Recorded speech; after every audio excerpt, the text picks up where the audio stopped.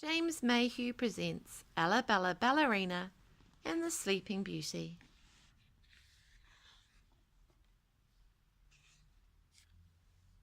Bella loved Madame Rose's ballet class at the old theatre. The lessons were always fun.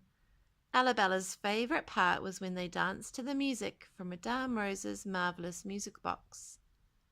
One day Madame Rose said, "My darlings, let us listen to the music from the Sleeping Beauty ballet. I want you to all imagine that you are fairies." Madame Rosa opened the box, and sparkly music filled the air.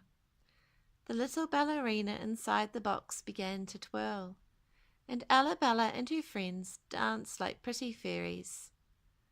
"Please tell us the story of Sleeping Beauty," said Bella. "Well," said Madame Rosa, "her name was Princess Aurora, and she was born in a fairy tale palace." Princess Aurora's christening was a joyous event. Good fairies gathered and bestowed gifts of beauty and grace. But then disaster! The bad fairy arrived. Furious not to be invited to the palace, she cast an evil spell.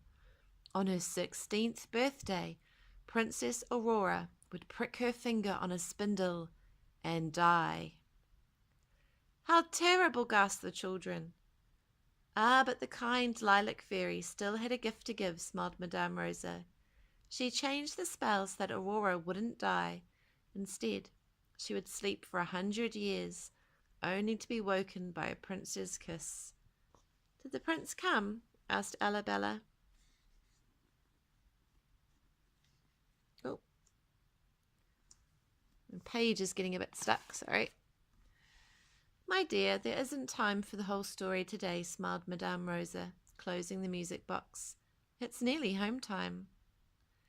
The other children went to get their coats, but Bella stayed on stage. When she was quite alone, Bella opened the music box. Just like magic, the music started, and Bella found herself dancing.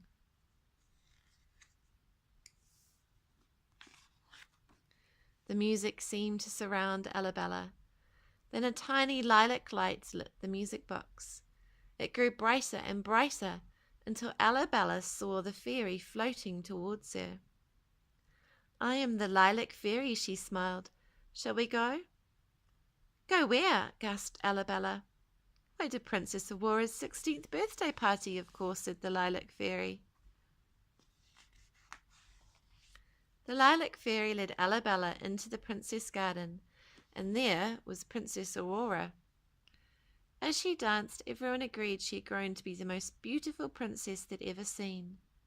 But then an old woman shuffled out of the shadows and gave her a spindle. Bella remembered the bad fairy's spell. "Don't touch it," she called. But Aurora didn't hear her. She graciously took the spindle and danced. Suddenly she pricked her finger. Her dance became faster and faster until she fell to the floor. The old woman threw off her cloak. "Ha, ha, ha! It was I in disguise." The bad fairy vanished in a flash.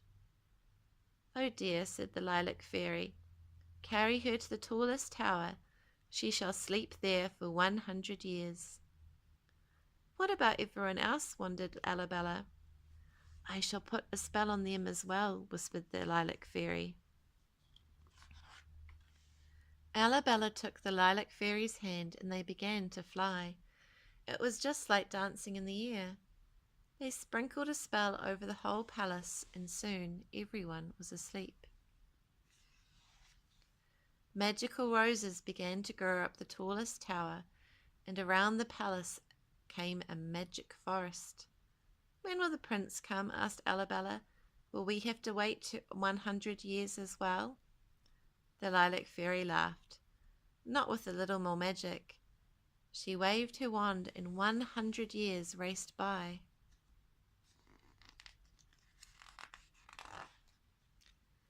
Bella saw they were now in another kingdom. A dashing prince was riding towards them. The lilac fairy told him the sad tale of Princess Aurora asleep in her tower. "Will you help her?" asked Arabella. "Of course," said the prince. "It would be an honor." "We'll show you the way," said Arabella. They led the prince to the magic forest. He slashed through the rosebriars with his gleaming sword. Even though the thorns tore at him, he didn't stop until he found Aurora's tower. Gently he kissed Aurora, and slowly, softly, she opened her eyes and smiled. It was love at first sight. As soon as Aurora awoke, the magical forest vanished, and the whole palace woke up. "Oh, I do love it when my spells work," said the Lilac Fairy. "Let's take a peep at their wedding."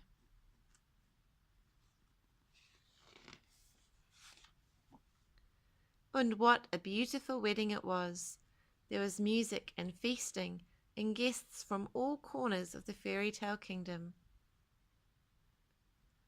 "Thank you for your help," said the Lilac Fairy. "Now they shall live happily ever after." The music began to swell, and the lilac light swirled all around her until the music stopped and Arabella found herself alone on the dark stage. She gently closed the lid of the music box. "There you are," said Madame Rosa. "Your mamma is waiting." "Can we listen to your musical box next time?" asked Arabella. "Of course," said Madame Rosa. "We'll play a different tune, shall we?" "I'd like that," said Arabella, and humming as she went, Arabella danced with her mamma all the way home. The end.